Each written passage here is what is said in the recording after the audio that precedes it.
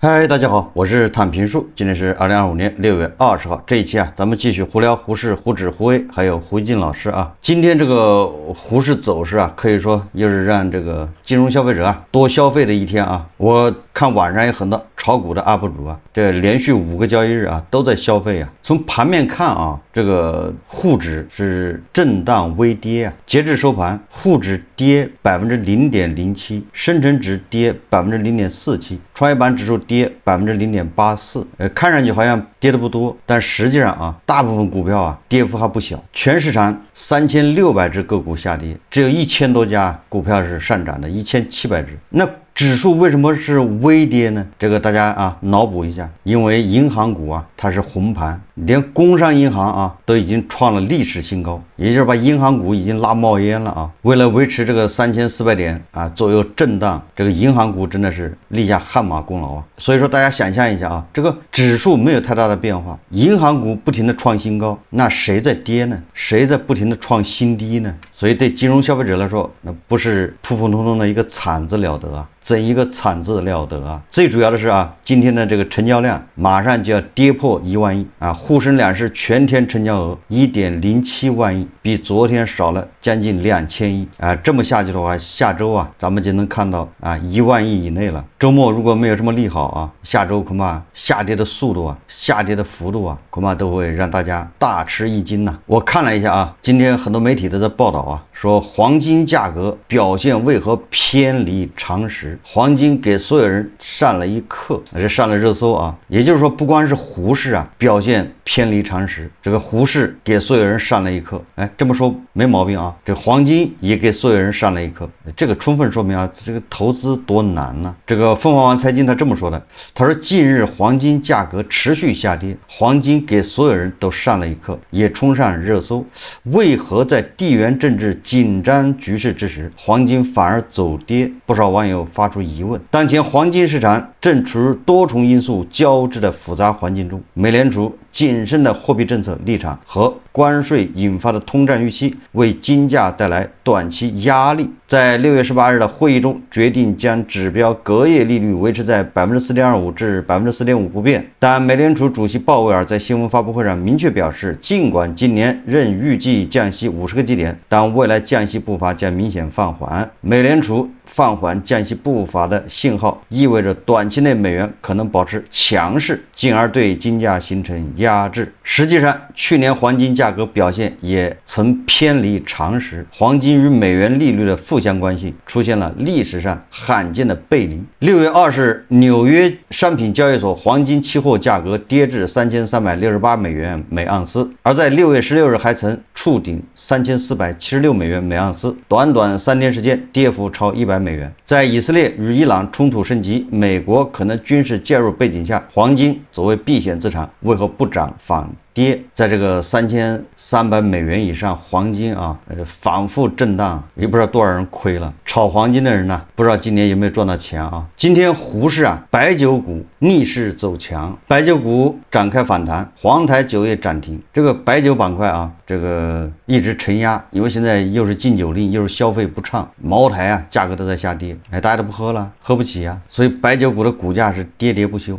这个时候它反弹说明叫风水轮流转了。现在转到白酒股，就说明这个反弹已经到了尾声了，连那个表现最差的都已经谈过了。大家还记得咱们这个节目今年上半年反复提过几次的一家做瓷砖的公司叫马可波罗，它的 IPO。今天有一家媒体报道这个马可波罗，他是这么说的，他是业绩堪忧，马可波罗瓷砖 IPO 藏疑云，又是一个问题企业说今年年初深交所年内首场 IPO 审议会议落下帷幕，国内建筑陶瓷龙头马可波罗控股股份有限公司终于叩开 A 股大门。然而这场看似胜利的过会背后，却是马可波罗瓷砖长达3年的波折上市路。2022年5月，公司首次递交 IPO 申请，2024年5月因业绩问题被暂缓审议，历经募资规模大幅缩水，监管多轮问询后，才在2025年年初惊险通关。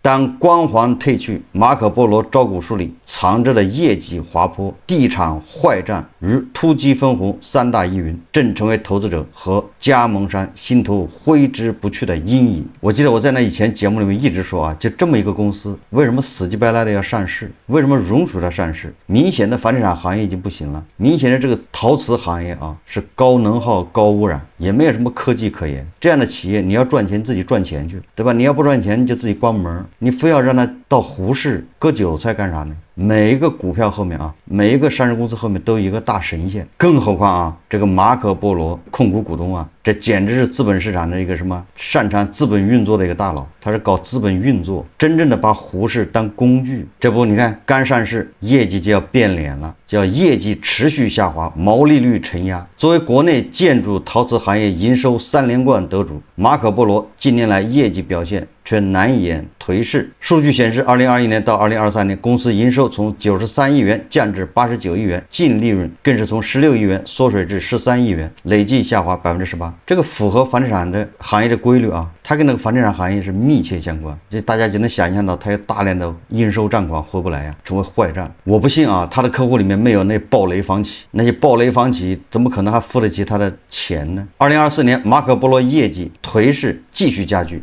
预计营收72亿元，同比降幅达18%，净利润也延续跌势。相比于营收小幅缩水，马可波罗盈利能力的持续弱化显得更加值得警惕。在国内房地产景气指数从2021年100.28骤降至2023年93.29的背景下，全国瓷砖产量3年萎缩超20%，行业产能闲置率近半。马可波罗虽贵为行业龙头，市占率也仅为3.23%，低集中度市场生存战愈显艰难。你看啊，应收账款高企，地产坏账侵蚀利润，地产暴雷引发的坏账海啸已成为马可波罗业绩的最大拖累。截至2024年6月末，公司应收账款账面余额26亿元，其中1年内占零，占比骤降44%，显示出回款周期显著拉长的趋势，也就是那些应收账款回不来了已经。整体来看，马可波罗坏账风险高度集中于头部房企，融创地产1.32亿应收账款被100%计提坏账，绿地地产1.31亿按80%比例计提，阳光城、世茂等同样被大幅计提。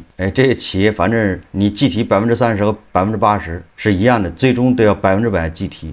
这个计提几十啊，它跟那个账龄有关系，欠的时间长短有关系。为减少现金损失，公司被迫接受以房抵债，累计接收100套房产以及221个车位，债权原值2.58亿元。但截至报告期末，仅24套房产完成交付，其余房产因开发商资金问题面临烂尾、查封风险。马可波罗资产变现存在巨大不确定性，地产链风险还蔓延至现金流。2024年前3季度，马可波罗经营活动现金流净额同比腰斩，下滑52.7%，投资活动现金流净流出扩大至17.8亿元，流动性压力与日俱增。当应收账款占流动资产20%，存货占24%，双重挤压下，公司资金链韧性正考虑严峻考验。缺钱怎么办呢？缺钱呢，只能向股民，对吧？这个募资啊，让胡适的这些韭菜想想办法凑点钱呢。就是你看这样的企业，它为什么死乞白赖的要上市，完了还允许它上市，这就是个问题。你要说背后没有人，没有什么神仙，谁信呢？你说这样，你胡适还想走牛？那些天天在胡适里这个赌博的这些人，你一说胡适不行，他非常不乐意，非常不高兴啊。这些都是媒体报道，自己去看啊，触目惊心，还在胡适搏杀的，这简直就是在做梦啊！你不知道你处在一个什么样的市场，几十把镰刀对着你，你想虎口夺食啊，哪知自己就是那个食。这个胡适啊，还有先天性的这个制度设计上的缺陷。你比如说这个他的独董制度啊，今天啊，刘继鹏他发了个视频，就谈到这个独立董事啊制度的改革，大家看视频啊。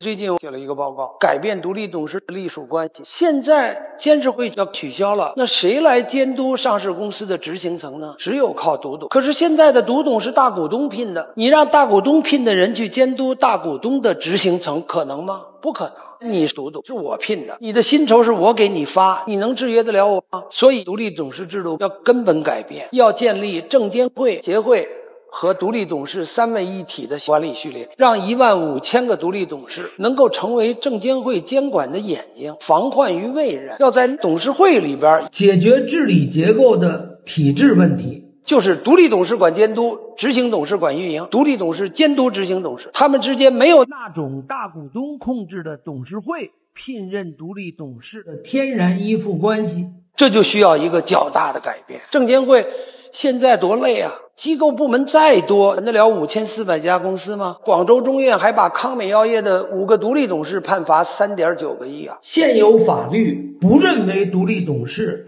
是管监督的，把他们和执行董事一勺烩。独立董事没干运营也要处罚，你怎么处罚得了呢？一年只给他72000块钱，你罚他3.9个亿，从法理和道理上都说不过去，最后只有不了了之。所以根本的问题，独立董事的属性和隶属关系就错了。因此要重新构造监督中国上市公司的机构和隶属关系，就是今后哪个公司上市找独立董事，要在中国上市公司协会下成立中国的独立董事工会及其独董人才库。公是公司的公，公私合营的公，它既有行业协会的功能，确定行业工作标准和薪酬分类，又要具备协会会员保护的功能，要让独立董事有个家，这样独立董事就有了跟大股东抗衡的资本。第二就是中国独立董事要向职业化转型，不能都是教授啊、经济学家去当，要培养懂法律、懂财务、懂战略的知识全面的职业独董。中国的5400家上市公司是中国经济的脊梁，我们15000独立董事人要建立一个新的职务，就像企业合规师一样，今后就监督着5400家上市公司，一有问题，证监会就可以通过协会找这公司的独立董事就得汇报。我想这样的现代公司何乐而不为啊？一定能搞好啊！谢谢大家。说实话啊，刘继鹏老师他对独立董事这个改革，对吧？在什么证券业协会下面成立什么独立董事什么工会，这个当然比现在的这个制度显得合理一些啊，有进步之处啊。但是啊，我个人认为啊，这个本质上是叫换汤不换药，你根本解决不了监督的问题。为什么这么说啊？现有的独立董事制度啊，它的弊病，刘继鹏老师已经说得很清楚了。实际上这个我有发言权啊，因为我有独董资格证，在中国你要做独董啊，你是要有这个资格证的。如果真的能够按照刘继鹏老师说的啊，成立什么独董什么工会，我觉得我有资格成为那个独立董事那个人才库里面的一份子。但是我为什么说这个是换汤不换药呢？首先一个就是谁给我发工资啊？如果还是上市公司给我发工资，那实际上就是大股东在发工资，因为大股东是控制上市公司的。那只要是大股东给我发工资，拿人钱财替人消灾，你没有办法，对吧？在咱们这儿他就是这么个风气。哎，那我说我，对吧？我就要给你大股东，我要监督你，我就不给你签字，我就给你投反对票。那大股东就可能他就不请我了。或者大家想象一下吧，那现在的这个会计师事务所，对吧？券商还有这个律师事务所，证监会指望他们当守门员，效果怎么样？所以你把独董搞到一个券商协会下面一个工会，然后大股东再去请他们，这不跟请会计师事务所是一个道理吗？好，如果说这个钱呢，就是独立董事你领工资不是上市公司给你，对吧？这下好了，它影响不到你每个月，比如5000、8000、2万，这叫独董津贴啊，跟着各个公司各个行业不一样，那个独董津贴是不一样的。穷的一个月大概5000块，有钱的一个月2万，再有钱的一个月20万，就是独董。好，这个钱不是上市公司，也不是大股东给，对吧？到时候由这个叫独董的工会，对吧？由他们来发工资。那好了，那和这个目前这个监管部门证监会不一样嘛？这就相当于这些这个独董就变成有编制的，对吧？就相当于我不拿你这个上市公司的钱，我拿这个国家或者谁给我的钱这个钱当然最终恐怕是由上市公司交，对吧？按你的这个市值，按你的营业额，每年要交多少，交一定比例的一个费用，交到那个工会去，然后工会拿这钱来给他下面所有的独董发津贴，对吧？按照这个你承担的这个上市公司它的市值和它的发展，你想一想你即便这么干了，好像独董不直接从上市公司拿钱了，你大股东管不到我了，那这就能解决问题吗？这独董他就不会被大股东腐蚀吗？大股东说给你送点小海参，对吧？大股东说给你送一盒茶叶，给你送点这个，对吧？俄罗斯的蜂蜜，那你说咋整呢？希望你到时候投个赞成票，对吧？你不要乱写，不要这个质疑，能做得到吗？这是对人性的考验啊！我要当这个独立董事啊，对吧？你给我10万，我收买不了我；你给我100万呢，我不知道，对吧？你要再多给一点，说不定我就动摇了。这人性是经不住考验的，所以说来说去啊，还是缺乏制约和监督，这个是根上的问题。所以说叫换汤不换药嘛，你根上就缺乏监督啊，然后你老指着这个哪个行业有监督，那这不是强人所难吗？当然了，刘继峰老师他作为体制内的人啊，他恐怕也只能出这样的主意了。那他总不能质疑那个根本吧，对吧？他要质疑根上的问题，那不就他就被封杀了，对不对？他就没有说话的机会了。说来说去啊，本质上就是自我监督。这个世界上自我监督，那基本上是这就对人性的考验。我们再看看啊，这胡锡进老师最近啊，对这个中东局势啊，对伊朗和以色列之间啊，这个也是操碎了心啊。胡锡进老师为这个他的老朋友哈梅内伊啊，那简直是殚精竭虑啊。胡锡进老师今天啊，他借着一篇这个不知道谁写的一个文章啊，我看了一下，大概是内塔尼亚胡的对头，就政治对手啊，也是以色列人，叫什么列维，他写了一篇这个抨击这个内塔尼亚胡政策的这么一个文章。这胡锡进老师是如获至宝啊，他的标题叫美国优先被深深搞成了以色列优先。说老胡读到微博上一篇很有意思的文章，解读杀红眼的内塔尼亚胡为什么要孤注一掷，把战争扩大成同伊朗对决。他这么说的，他说美国中东项目主席原以色列总理办公室高级顾问丹尼尔·列维是该文作者，展现了他深谙以色列内部政治的独特视角。那他这个文章当然就是主要是批评内塔尼亚胡这个政策啊，内塔尼亚胡政策破产，内塔尼亚胡马上就落选了，内塔尼亚胡马上就对吧，就是也贪污腐败，总之就这么一堆啊。然后内塔尼亚胡为了延长自己的政治生命也企图啊妄图把美国拖下水，就这么一套逻辑啊，一套说辞啊。这个胡锡进老师还转发他说啊，作者就是列维啊，这一段结论是以色列内部要想达成共识，可谓希望渺茫。但犹太复国主义阵营却几乎一致认为，成败取决于美国是否直接加入以色列的军事行动。美国入局不仅会改变目前局势，而且很可能被内塔尼亚胡用作选举利器。我对这个列维的这个视角啊，还不太感兴趣。我倒是对胡锡进老师看这个列维文章的视角感兴趣。为什么这么说啊？就是我看到列维这样的文章，首先我第一反应是，这个内塔尼亚胡怎么能容忍这样的人写文章呢？来攻击他呢？假设这个列维是伊朗人，写文章攻击哈梅内伊，那他的下场是什么？就我们也对这个感兴趣啊，就是为什么他作为以色列啊办公室高级顾问，就